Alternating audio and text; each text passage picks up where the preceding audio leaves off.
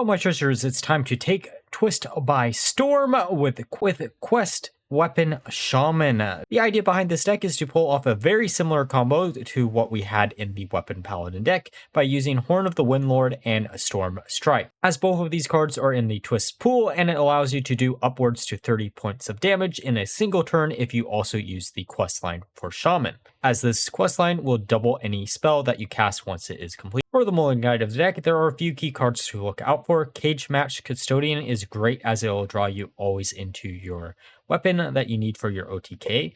Outside of this, you are going to be looking for early game removal tools. These are going to be things like Lightning Storm or Perpetual Flame. And finally, you're going to be looking for cards that act either as draw power cards or cards that will generate you additional cards. These are going to be cards like Ancestral Knowledge or Guidance. Now, with that all being said, let's look at some game. Okay, time for a game against Priest. Let's see what they have in store for us in Twist today.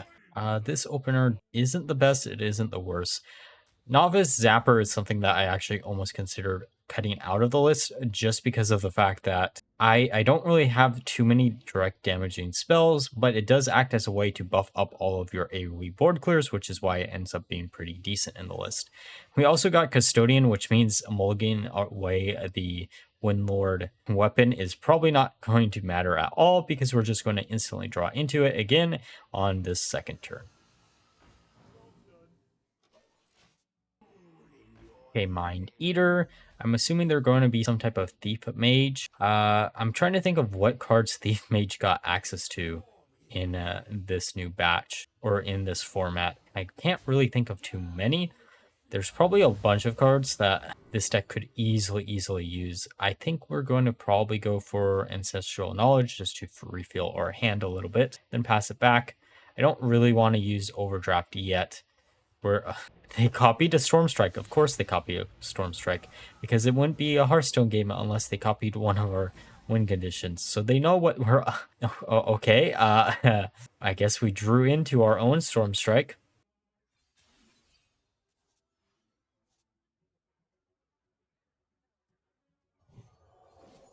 Just going to use Overdraft. We probably shouldn't have used that there, just because they're going to be able to instantly heal for the damage that we did to them. They're going to use Identity Theft. They're probably going to get Windlord, if I had to guess. And the nice thing is we don't play too many minions, but we don't really have a way to heal ourselves up any bit either. I know there is a Priest deck that I really wanted to try out with Hedis, I think it is, which works a lot better in Twist than it does in standard Hearthstone. I know a few people have been testing it out, but I don't know if I'll get around to it. It's very similar to the Overheal list that I had in my original Theory Graph video.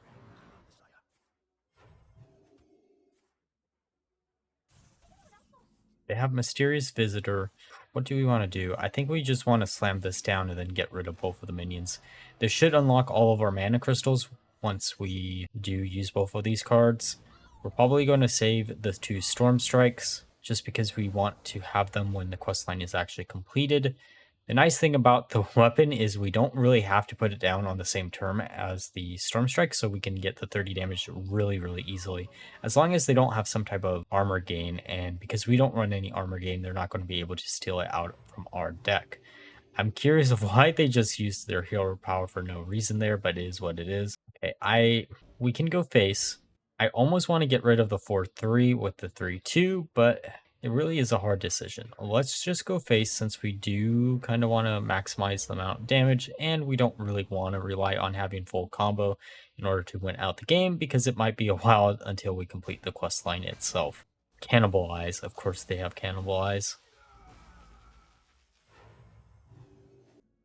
Oh, hey, Farsight. We're still using Farsight in this list. All right, how do we want to do this? There's a few cards that we could use, a few different paths. We could go down Farsight, we could put down Bru'kan, we could also put down the weapon, but I think we're going to do Bru'kan. I think we're probably going to pick damage to our opponent's hero, just so we can do a little bit of extra damage, and then summon the 2/2/3s. I was really kind of hoping that would have hit the fire one again, but it is what it is. You can't always get in the way that you want it to go.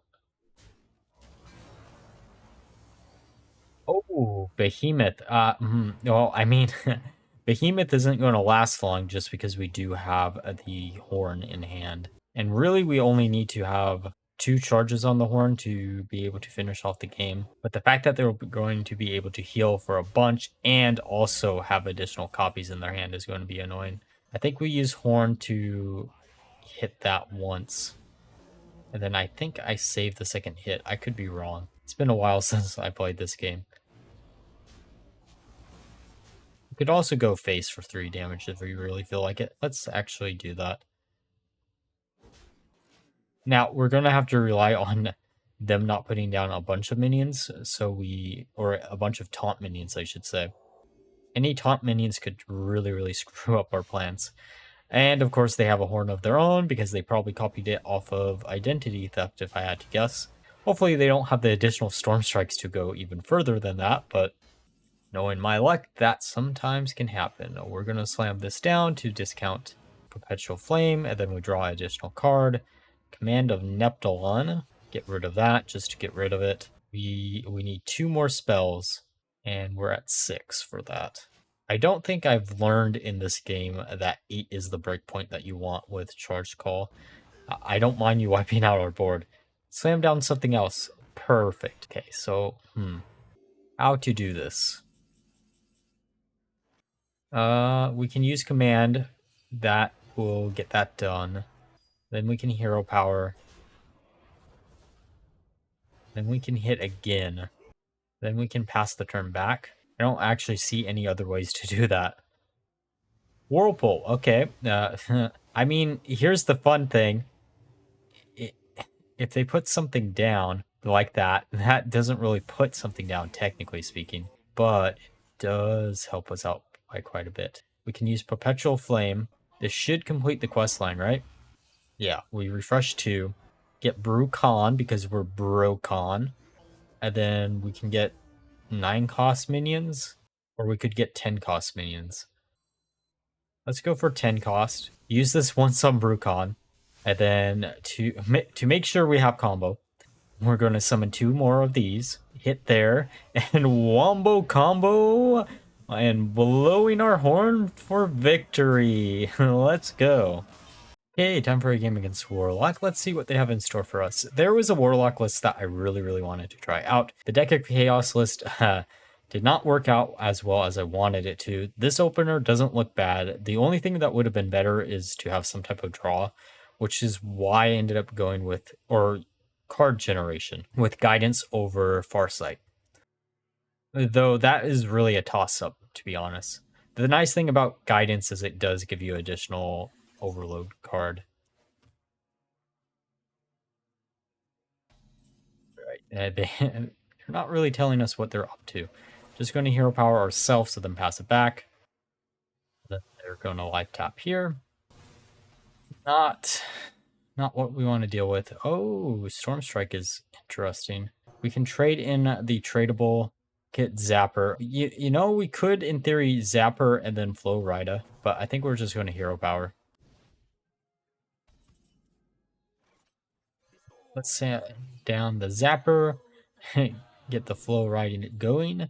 I think we go for Storm Strike here, or Command. We could go for Command, just because it's going to be removal. We are going to play a little bit loose with some of the other cards within our hand, just because of the fact that we might as well, if they're going to get burned in a few turns, and I'd rather not see them get burned, if we can prevent it from happening. And it does complete our questline by a little bit. Sympathy of Sins. You know, I just realized something. You could make a Tasman Phylactrophy version or list with MZ. Rin, which might be a fun Warlock list to try out. We can just go face. Might as well slam one of these down, so we can't really use one of the Perpetual Flames. And the Storm Strike I really do want to use, but I have a feeling it's going to be useless before we can actually use it. I'm curious of what they're actually playing. Hysteria. Maybe there's just Control, and they're a slower Warlock deck.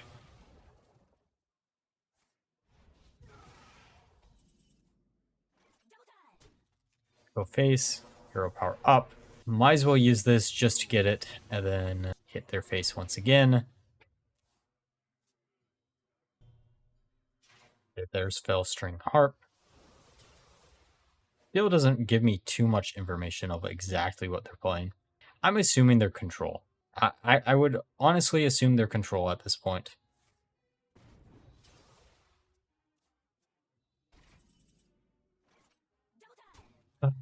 There's the Storm Strike. Okay, we can hero power. That will be 5 costs. That will be 6 costs if we use it.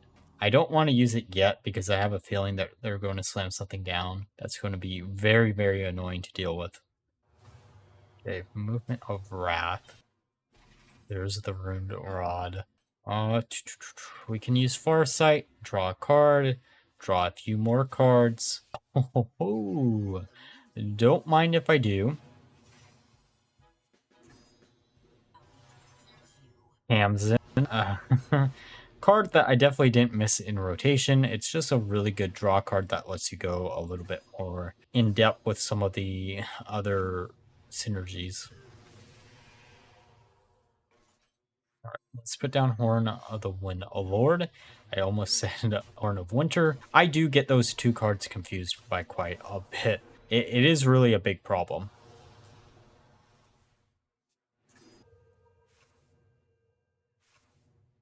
Burning some cards. Jokes on them, we have combo in hand. We just need to survive long enough to pull off the combo. I'm curious of what that drew them into. That's okay. Maybe they're just a standard deck with a few of the older cards. Like Rod isn't bad in theory in that deck, but it really does. It doesn't have Thaddeus. Because it doesn't have Thaddeus, you can't do the weird wacky combos that you could do in standard. Okay, 6 more damage to face. Okay, we need to math this out. So we have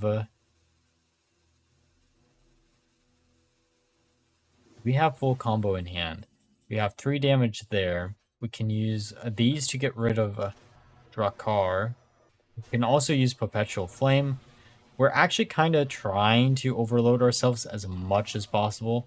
Also probably should have checked Charge Call before we used that, because I'm pretty sure we could have got some additional damage out of that Charge Call if we did. Knowledge, I guess? Or I guess we go for the Charge Call. And we're just going to hope they can't kill us for this turn. When they emote like that, it almost makes me think they are going to be able to kill us. I really hope they can't, but you never know. Twisting Nether. Okay, so we have in hand, we have the Charge Calls. They're going to burn 3 cards from our deck. Ancestral Knowledge, Bru'kan. I really would have preferred that. Oh, they burned Tekidus too. You know, when I saw Madness at the Dark Mood Fair, I was really excited because I was like, oh, we can do some stuff with, oh, a 9 cost card is actually pretty good here. Well, I was going to say, we can do something with the old gods. And then I remembered they're all out of rotation because they're all neutral cards. It is kind of a shame that the card that Madness is centered around, they're just going to clear out our board again. That's technically fine. We have like 2 cards in deck. I'm curious if we can actually pull off lethal here. There has to be a way, because we technically have 2 Storm Strikes, which is going to be 18 points of damage, so we need to find 12. Then Ragnaros is 8, so Tasman. Okay. Oh, Overdraft. Actually, we might have it. I am curious if this will actually cast twice, and it does. Okay, so we're going to use this now. Go for 18. And we overloaded for 4 even though we only had 1 minion. And we got it! Reg for lethal in 2023. Okay, time for a game against Druid. Let's see what they have in store for us. They're probably going to be Questline, if I had to guess. I know I made a Guardian Animal Druid list that I really did want to try out. I just haven't gotten around to it yet. I've tested out 3 out of the 11 theory crafts so far. This one is the best, guaranteed, out of the 3 that I tested. One is completely unplayable, but I got a funny replay, so it'll become a short. And the third, I only played really one game, so I don't know yet. It's probably as good as it was back when it was in rotation, which wasn't that. Especially because we're going to be missing things like Darkmoon Rabbit and such. Okay, they're going to shapeshift. Oh, they're not Questline. So I'm assuming token, maybe? Jive Insect. Jive Insect is always funny. It isn't really that good of a card in this list. It can win us some games.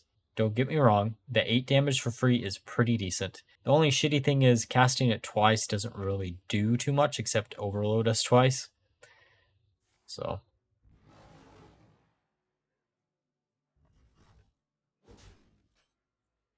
I think we put down Custodian probably? Yeah. Rhyme and Roots. Oh, they randomly generated that too. That also does make me think it is token. We're just going to coin down our legendary. I am so sad that I haven't been able to make any use of this card in standard. And that's the other reason why I really wanted to cover this deck. I haven't done Overload Shaman at all.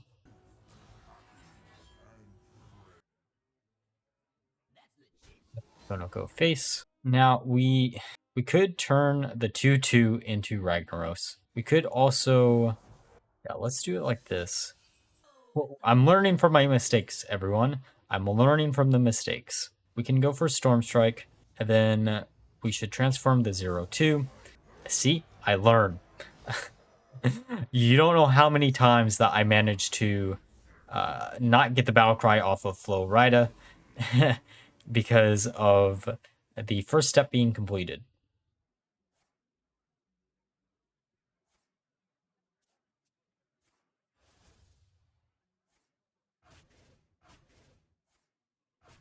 They're going after Ragnaros, that's fine.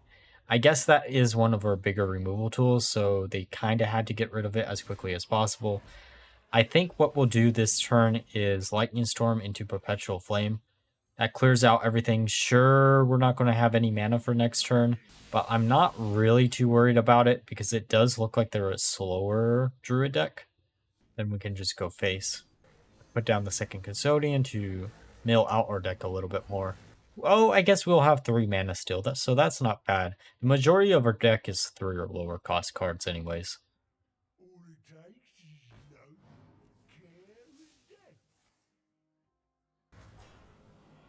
Screaming Drake. What the hell are they playing? Menagerie Druid? But there's no payoffs for Menagerie at all in this game mode. Another Rhyme or Reason. A card that actually looked incredibly strong like week 1, but as time went on, it just felt like it got swept under the rug. Alright, how do we want to do this? We can use Command. This gets rid of both of these. It also gets the second quest step complete. We can trade in the Overdraft, I think, because we don't really want to cast it yet. Farsight. Okay, we are still using Farsight in this version.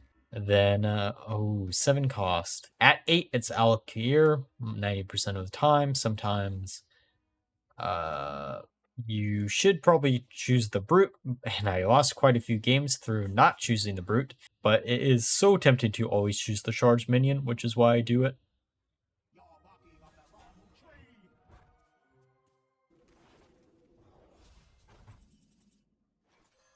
Let's use this. We can also slam this down, which will guarantee what we need.